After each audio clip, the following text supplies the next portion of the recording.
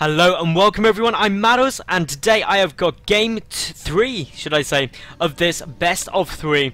It is an ace match and BabyKnight says whoever wins this will win the tournament. Some of you will know if he's right or not. Some of you will know who won this game, but I know those things, but I will not give them away, I promise you. So, let's just introduce these two players spawning on Star Station. It's Force Cross spawns, and yeah, up in the top left position, we've got the blue Protoss.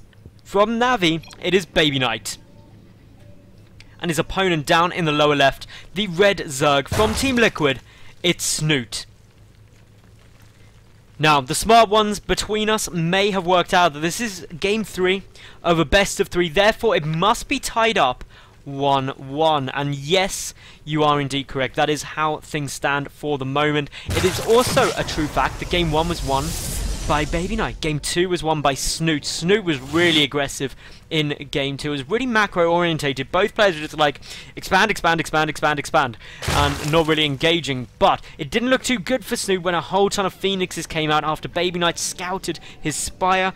But Snute managed to make it work. He teched up quickly. He had 5 bases for so long against BabyKnight's 3. And just, yeah, macroed like mad, and therefore won. Game 1, it was all about the swarm host for Snute, trying to defend after losing his 3rd base to some gateway aggression from BabyKnight, but he was not able to come back. BabyKnight defended it perfectly. So game 3, what are we going to see? Well, straight away we got Snute being like, hey, what up? I'm not going to go for my spawning pool first. I'm going to go for a hatch first, because that is not what you're going to be expecting from me. So mind games already. Meanwhile, BabyKnight, he's getting a gateway down. Switching back to his build order he went for in game 1, and why not? Because game 1 he won it, game 2 he lost, and therefore may as well go with what worked, because that always makes sense and is always beneficial. Also, the other great thing about going for this sort of gateway expansion type play is when you try and force a 3rd base out of a Zerg by taking a natural, this 3rd for Zerg is not too fun to take. But then again, neither is a 3rd base fun for a Protoss to take, so neither player really wants to get into that sort of situation. And as such, just seeing the second gas come down the Overlord, making its way, going to be like, hey, no expansion, nothing down here. The natural better make some units, but no worries for Snute, because his spawning pool is 3/4 done. He's going to have a good little economy going with going for the hatchery first, and should be fairly safe. He's also keeping the Overlord here, and this is a minor little touch, but if you do, actually, even if you don't go hatch first, if you just get an early hatchery down as a Zerg player, and you know you're not going to be able to scout out whether it was a forge first for too soon, just keep an Overlord here to grant vision, because if you see a pylon, you need to pull drones and not die, because if you die there, you'll never forgive yourself for not just leaving an Overlord. So that's a cool little pro tip there. Anyway, we've got the Mothership core out for BabyKnight. It's coming across the map with a Zealot. Is a 2nd Zealot already there? Yes, it is. No 3rd Zealot as of yet, just starting the warp gate tech research. Sentry will be on its way out any second once we hit 100 gas, and the natural base should also get started down from BabyKnight fairly soon. 6 Zerglings, though, are in production. Basically, Snute is taking no chances here. He's just like, I do not want a repeat of this first game where I lost so many queens. The queens, though, are already out. So with the queens there, with 6 Zerglings, shouldn't be too much problem. The big thing you've got to focus, though, is the core with the queens. Because if the Mothership core stays up and the queens die, you're in problems. But with just 6 Zerglings here, it shouldn't be too hard. With a good little bit of micro, then it should be absolutely fine. But with the 2nd Zealot, need to be a little bit more cautious. 2 more Zerglings are coming out. The Queen's obviously going to have to aid and assist in order to make this defense work. But assuming Snute does it right, there should be no problems and very little damage done, especially with these 8 Zerglings now on the field. But in comes the core, taking a little bit of damage. The Zealot does need to get focused down. The Queen protected, most importantly, but does take quite a bit of fire from those Zealots. They're unable to pick off the Mothership core, and therefore the Queen from the main getting pulled down. The first Zealot goes and falls, but the second one will do a little bit of damage before dying. Another Queen replaces the first, and the Mothership core is going to get forced back. The Queen from the main also on its way through, and this Mothership core could very well get sniped off here. It's going to be incredibly close. It's unable to do so. Luckily, the Time Warp saving it. But my goodness, that is too close to comfort. Not the sort of thing you want. The natural base is nearly secure though for BabyKnight, but Snute has scouted with that Overlord. Therefore, is going to start up his 3rd. Tries to get the drone with the Mothership core, but is unsuccessful in doing so. A Stargate follow-up to this just means more pressure. Stargate's good on this map because there is an eternity of dead space. There's literally space in the dead space. That is how much space there is. Now, this is just a little bit of poking, a little bit of prodding. The Zergling's trying to do a little bit of damage to that sentry, but obviously with 2 more sentries there, so it would have gone down before it died, so no worries.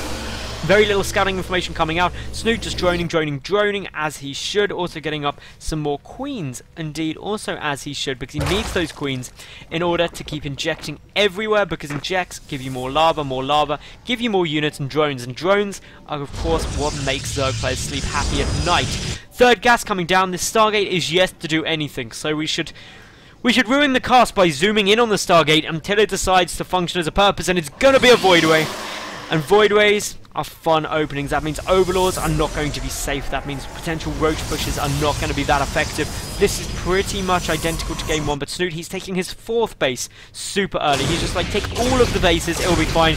Yet again, as we've seen in Game 1 or 2 and 2, BabyKnight very effectively using Hallucinated Phoenix. I love to see this. I think it's so clever. Sees all the time, he knows when the layer comes down, and all of these sort of good shenanigans, knows that the natural's there, and just generally gets a great read on everything. And this is the sort of scouting information that is always exceptionally beneficial. BabyKnight also getting up 2 additional gateways, researching the +1 ground weapons, and even more gateways coming down. So this is going to be a 2-base timing push, and that's something that Snute needs to identify relatively quickly. This Overlord, can it see anything good?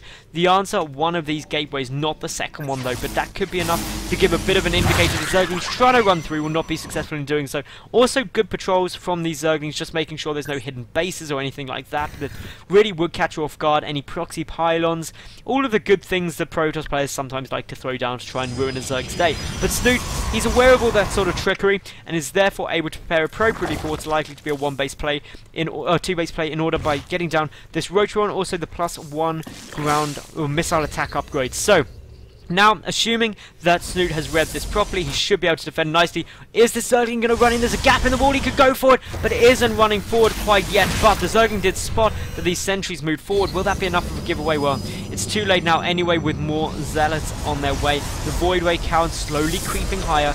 Lots of gateways out. The grand gateway total is 8. 8 gates and a Stargate is a complete all-in. The Overseer, though, scouting it all, sees everything. The one thing that Snute is missing, unfortunately, is the Hydra Den, but that gets started immediately. He may have to throw down some Spore Crawlers, depending on how many... Well, there's only 2 Voidways at the moment, but a third is on its way across. 3 Voidways can do some decent damage, but Snute doing actually a great thing here by focusing and getting some more Queens out. The Sentries currently trying to focus their way through a hatchery. This is a 4th, though, so Snute can actually afford to lose it. Getting it could save him the game. The Roaches, though, moving forward.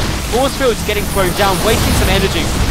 Good little force field box there. A couple of Stalkers from the side. The Queens more on their way as well. These Queens are going to really be helpful in trying to deal with these Void Rays. Of course, Queens are not armored, so therefore do not take bonus damage from Void Rays or their prismatic alignment ability, which is incredibly important and why they're a good anti-air defense against them.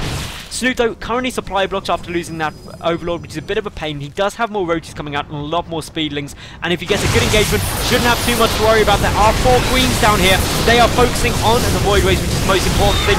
Lots of units streaming through. Great attack arc here, and as we can see, so many sentries getting focused down. Absolutely brilliant by Snute here.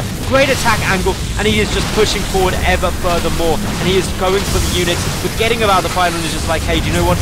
I'm going to kill everything I can. These Queens doing a nice bit of work against the Void Rays. The Stalker's getting chased out of here, and Snute nearly double the supply of his opponent with a load of Hydras following this up. +1 missile attack upgrade is complete, and as we can see, these Queens knocking out the Void Rays, knocking out the Mothership core. The defense is going to be so hard, especially with the Speedling streaming forward, going to try and stop the retreat of these Stalkers. A couple of force fields may get thrown down here. There are the sentries, big waves of Warpins on their way, but Snute, he smells blood. He is trying to do as much damage as he can here. Those force fields could trap in quite a few units, but the reinforcements are going to be streaming any second. We've got a lot more units in production here for Snute, and with only gateways to defend against a Roach Hydra force, that is not going to be the sort of party the BabyKnight wants to attend for very long, and he could very well lose this game. Now, that push did not do enough damage. Yes, he knocked out a hatchery, but Snute, he came prepared with one he had earlier. So, this just means now, ultimately, that Snute is in an amazing spot this game. He's up at... His worker count isn't amazingly high, but he's just got so many units pumping across the map. He knows that he doesn't need to drone, he just needs to come and kill. The sentry count, not huge after losing all of the sentries that came with the push, and therefore, we've just got a situation now where BabyKnight is going to have to defend so cautiously. He's trying to get a Mothership core out ASAP, but Snute, he's just pumping units. He feels his time is nigh, and that is why he's moving forward. He's focusing the sentries, or should be focusing the sentries in order to prevent more force flows coming out, but currently just a Hydra to the back with no range upgrade, it's worth adding, are cleaning up these gateway units. Their DPS is so high, and without any splash from, say, Colossi or High Templar, there's no way to deal with them, and BabyKnight knows that. GG, well played, and Snute takes the series 2-1. So, if you enjoyed those games, ladies and gentlemen, make sure that you like the video, leave a cool comment, and of course subscribe. I get new games up every single day of the week. Thank you very much for watching. I'm Madals, and bye for now.